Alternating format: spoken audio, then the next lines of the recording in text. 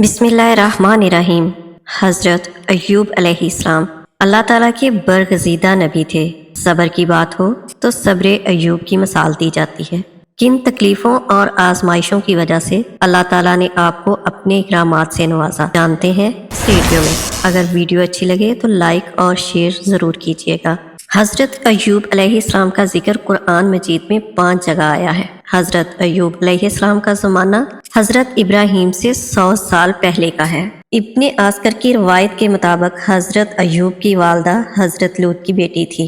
हज़रत अय्यूब खूबसूरत शक्लो सूरत काद लंबा था। हज़रत अय्यूब अलैहिस्सलाम बेहद मालदार थे। आप अलैहिस्सलाम गरीबों की बहुत मदद करते थे। आप दमिश्क के एक पूरे गांव के वाहिद मालिक थे। गाय, भेड़, बकरियां, ऊंट, खेत और बाग बगीचों के मालिक थे। अहले मशरिक में आप जितना कोई मालदार ना था। आपकी ज़ौजा रहमत जो हज़रत यूसुफ अलैहिस्सलाम के बेटे इफ्राइम की बेटी थी। अल्लाह ताला ने आपको हर किस्म की नेमतें दी थी, मगर आप अपनी दौलत अपने ऊपर खर्च ना करते बल्कि गरीबों, यतीमों और बेवाओं पर खर्च करते, और आप दिन रात अल्लाह ताला की इबादत में लगे रहते। सारी बस्ती आपकी बहुत तारीफ करती थी, हत्ता कि उनकी तारीफ फरिश्तों में भी होने लगी। तो शैतान को जलन होने लगी। उसने अल्लाह से कहा, अय्यूब इसलिए तेरा शुक्र गुजार बंदा है कि तूने उसे हर किस्म की नेमतें दे रखी हैं। अल्लाह ताला ने फरमाया, नहीं, वो फिक्र फाका और मुसीबत में भी ऐसा ही करेगा। शैतान ना माना तो अल्लाह ताला ने कहा, तू अय्यूब अलैहिस्सलाम को हरगिज़ नहीं वरगला सकता। फिर शैतान हजरत अय्यूब को उनके दोस्तों के जरिए दिन रात वरगलाता रहा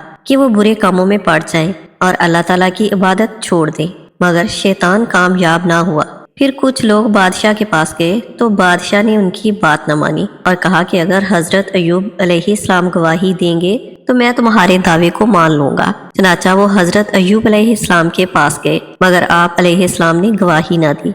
फिर ये लोग बस्ती में आपके खिलाफ बातें करने लगे और रफ्ता रफ्ता लोगों को उनसे नफरत दिलाने में कामयाब हो गए, मगर आप हर हाल में अल्लाह की इबादत करते रहते। तो शैतान बड़ा मायूस हुआ। जब अल्लाह ताला ने आपको आजमाइश और इम्तहान में डाला तो मकान गिरने से आपके तमाम फर्जंदान उसके नीचे दबकर मर गए, और तमाम जानवर जिनमें सैकड़ों ऊंट और हजारहा बकरियां थी सब मर गए। तमाम खेतियां और बागात भी बर्बाद हो गए। आपके पास कुछ भी बाकी न रहा। आपको जब इन चीजों के हलाक और बर्बाद होने की खबर मिलती तो आप हमदे इलाही करते और शुक्र बजा लाते और फरमाते, मैं हर हाल में उसकी रजा पर राजी हूँ। उसके बाद आप बीमार हो गए और आपके जिस्म मुबारक पर बड़े बड़े आंवले पड़ गए। इस हाल में सब लोगों ने आपको छोड़ दिया। सिर्फ आपकी बीवी रहमत बिन इफ्राइम आपकी खिदमत किया करती थी। 23 सालों तक आप आंवलों के जख्मों से बड़ी तकलीफ में रहे। आमतौर पर लोगों में मशहूर है कि मुआज़ल्लाह आपको कोढ़ या जज़ाम की बीमारी हो गई थी। ये सब बातें बिल्कुल गलत हैं और हरगज़ आपको या किसी भी नबी को कभी कोढ़ और जज़ाम जैसी बीमारियां नहीं हुई, ताकि अंबिया कराम तबलीग और हदायत करते रहें। हजरत अय्यूब हरगज़ कभी इस तरह की बीमारी में मुब्तला नहीं हुए, बल्कि आपके बदन पर कुछ आबले और फोड़े फिंसियां निकल आई थी, जिनसे आप बरसों तकलीफ झेलते रहे, मगर साबर और शाकर रहे। फिर आपने बाहुक्म इलाही अपने रब से यूं दुआ मांगी। तर्जमा, अपने रब को पुकारा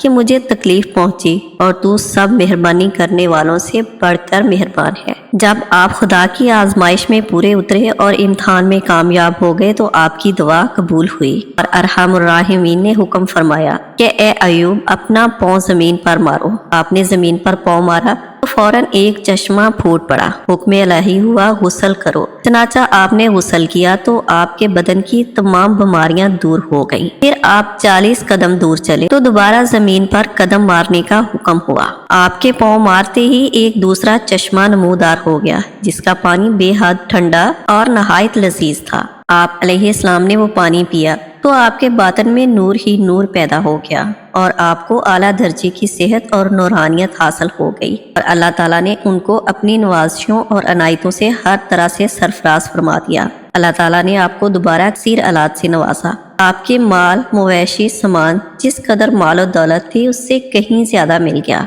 एक रवायत ये भी है कि हजरत अय्यूब अलैहिस्सलाम की बीवी रहमत आपकी बीमारी की वजह से बहुत फिक्रमंद रहती थी। इसी दौरान एक दिन शैतान एक तबीब की सूरत में आया। हजरत अय्यूब की बीवी ने माहिर तबीब समझकर अपने शौहर की बीमारी के इलाज के लिए कहा। उसने एक शर्त पर इलाज करने को कहा। شرط یہ تھی کہ جب تمہارے شوہر کو آرام ہو جائے تو صرف اتنا اقرار کر لیں کہ میں نے ان کو شفا دی ہے، اس کے علاوہ میرا کوئی اور مطالبہ نہیں، یعنی کہ آپ کو شرکیہ الفاظ بولنے کے لیے کہا۔ بی بی رحمت کا ذہن ان الفاظ کی گہرائی تک نہ پہنچا۔ اس بہروپیے طبیب کی بات سن کر آپ کی بیوی نے پورا واقعہ آپ علیہ السلام کو سنایا۔ حضرت ایوب فراست نبوی سے فوراً سمجھ گئے کہ یہ حکیم شیطان مردود ہے، جیسے اس نے حضرت حوا علیہ السلام کو بہکا کر حضرت آدم علیہ السلام کو بہکایا تھا، وہی حربہ مجھ پر بھی استعمال کرنا چاہتا ہے۔ بیوی پر ناراض ہوئے اور فرمایا، خدا کے حکم سے اگر میں تندرست ہو گیا تو اس جرم کی سزا پر تمہیں 100 درے لگاؤں گا۔ شیطان کے بی بی رحمت کو بہکانے کے بعد حضرت ایوب علیہ السلام کو یہ فکر ہونے لگی کہ کہیں وہ پھر دوبارہ میری بیوی کو نہ بہکائے اور خدا نخواستہ وہ راہ حق سے نہ بھٹک جائیں۔ تو آپ علیہ السلام نے نہایت ہی عاجزی اور بے کسی سے با ادب بارگاہ الہی میں عرض کیا، پروردگار، شیطان سے مجھ کو رنج اور سخت تکلیف پہنچ رہی ہے اور تو سب رحم کرنے والوں سے زیادہ رحم کرنے والا ہے۔ آپ کے اس طرح عاجزی اور بے کسی سے کی ہوئی دعا بارگاہ الہی میں فوراً پہنچی اور اللہ تعالیٰ نے آپ کو صحت اور تندرستی کے ساتھ بے شمار نعمتوں سے نوازا۔ آپ نے اپنی بیوی کو 100 درے مارنے کی قسم جو کھائی تھی، اللہ تعالیٰ نے فرمایا کہ اے ایوب علیہ السلام، آپ 100 تنکوں کی جاڑوں سے ایک مرتبہ اپنی بیوی کو مار دیں، اس طرح آپ کی قسم پوری ہو جائے گی۔ اللہ تعالیٰ نے قرآن مجید میں بھی یہی حکم دیا ہے، انسان کو چاہیے کہ اچھی باتوں کی نسبت اللہ تعالیٰ کی طرف کرے اور بری باتوں کی نسبت اپنے نفس کی طرف۔ اللہ تعالیٰ ہم سب کو برے وقت اور بری بلاؤں سے بچا کر رکھے۔ اگر ویڈیو اچھی لگے تو شیئر اور لائک ضرور کیجیے گا اور کمنٹس میں بتائیے گا کہ ویڈیو کیسی لگی۔ اللہ تعالیٰ آپ سب کو اپنی حفظ و امان میں رکھے، آمین ثم آمین۔